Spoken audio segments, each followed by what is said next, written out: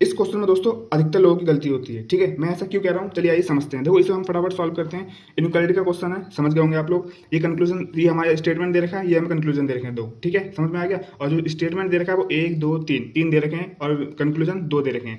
अब इसमें देखो क्या कह रहा है, आर लेसर क्यू। तो हम आर से क्यू जाएंगे तो आर हमें ये दिख रहा है, क्यू हमें ये दिख रहा है। ठीक है, तो आर से क्यू जाने के कितने रास्ते हैं, या तो हम टी से जाएं या सी से जाएं। तो सी यहाँ पर तो नहीं है, जाना में यहाँ पर है, टी है, तो टी से इधर चले जाएंगे। ठीक है, आर से टी गए इक्वल मिला, टी से एस गए ग्रेटर वो लेसर इक्वल मिला, एस से क्यू गए ग्रेटर इक्वल मिला। जहाँ पर भी विपरीत चिन्ह दिखते हैं वहाँ पर वो गलत हो जाता है। ठीक है, यानी कि स्टेटमेंट कह रहा है कि हमें नहीं पता भाई वो लेसर है, इक्वल है या फिर ग्रेटर है। ठीक है, तो ये गलत हो जाएगा, वो भी डाउटफुल गलत हो जाएगा। ठीक है, अब फिर से क्यू से आर जाएंगे हम लोग। क्यू यहाँ पर है, आर यहाँ पर है। अब यहाँ से यहाँ जाने का एक ही रास्ता है, वो है टी। तो क्यू से एस गए लेसर इक्वल मिला, एस से टी गए ग्रेटर इक्वल मिला।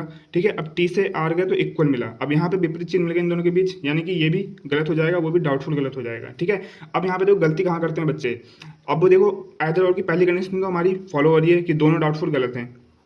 दूसरी कंडीशन हमारी फॉलो हो रही है कि एलिमेंट सेम है, आर से क्यू आर से क्यू। यहाँ पे थोड़ा इन्होंने घुमा दिया है, इसका मतलब ये नहीं कि एलिमेंट सेम नहीं है, नहीं सेम है। ठीक है, आर से क्यू आप उल्टा पढ़ सकते हो, लेकिन जब उल्टा पढ़ोगे तो ये ग्रेटर इक्वल हो जाएगा, इधर से पढ़ोगे तो लेसर इक्वल बन जाएगा। ठीक है, तो ये दूसरी कंडीशन भी हमारी फॉलो हो रही है। तीसरी कंडीशन कहती है कि दोनों कंक्लूजन को मिला लो और साइन देखो, 3 साइन आ रहे हैं या फिर 2 साइन आ रहे हैं। 3 साइन आ रहे हैं तो कंडीशन अलग होती है, 2 साइन आ रहे हैं तो कंडीशन अलग होती है आइदर और की। ठीक है, बस यहीं पर लोग गलती कर देते हैं, उन्हें ज़्यादा मालूम होता नहीं है कि उन्हें बस 2 साइन वाला पता होता है, 3 साइन वाला मालूम नहीं होता है मोस्टली लोगों को। ठीक है, तो हम आर से क्यू करेंगे, आप क्यू से आर भी कर सकते हो।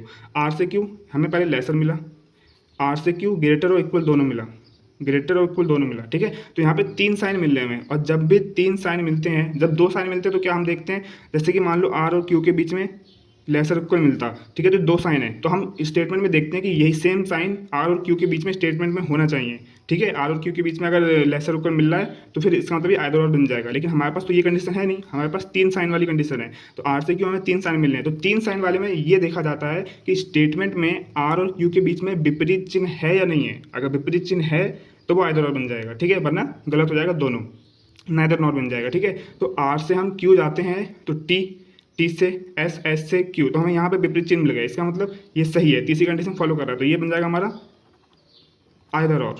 ठीक है, तो मुझे उम्मीद है कि अब आपको समझ में आया होगा। ठीक है, 3 साइन वाला कॉन्सेप्ट आइदर और का।